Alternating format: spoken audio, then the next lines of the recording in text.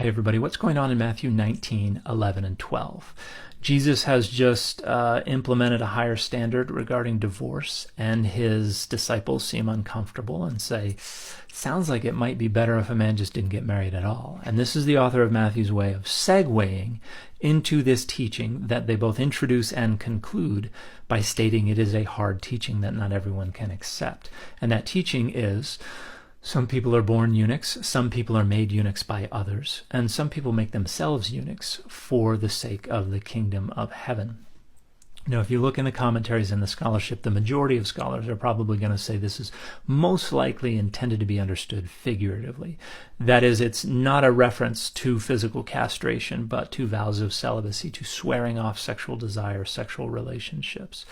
Now, whether or not the author intended it to be understood literally, it was taken that way by some early Christians. We have different accounts of early Christians who purportedly castrated themselves, including Origen of Alexandria, one of the single most influential theologians of early Christianity.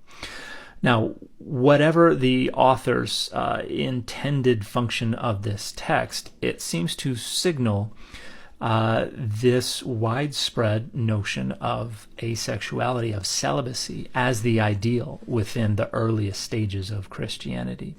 And this would agree with Paul, the author responsible for the earliest Christian texts in existence.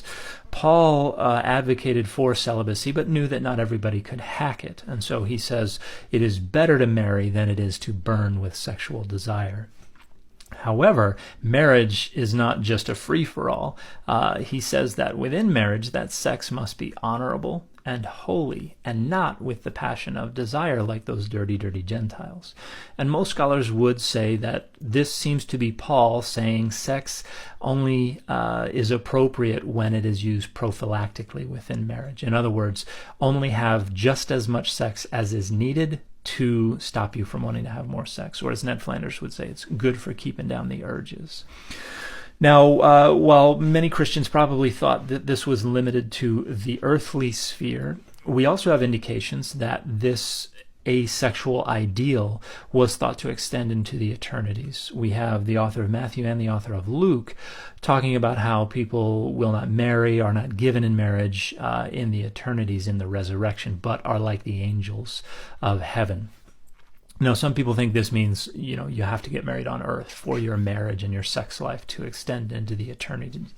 But scholars would say that that's not what's going on here, that this seems to be a reference to the asexual nature of the heavens, that once we transcend the human frailties, that everyone would be either sexless or just asexual. And this ideal likely arises within the debates about the sexuality of angels and their sexual compatibility with humanity. We have Genesis 6, and then its later elaboration, innovation in the Enochic literature, which talks about the fallen angels as those who seek out sexual relationships with human women. And we have debates within rabbinic literature as well about the sexual compatibility of angels and humans.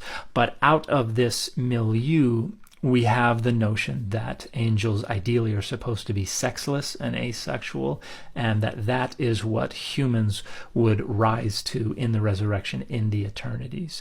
Now, this probably was not unilaterally accepted within Christianity, and it would be renegotiated over time.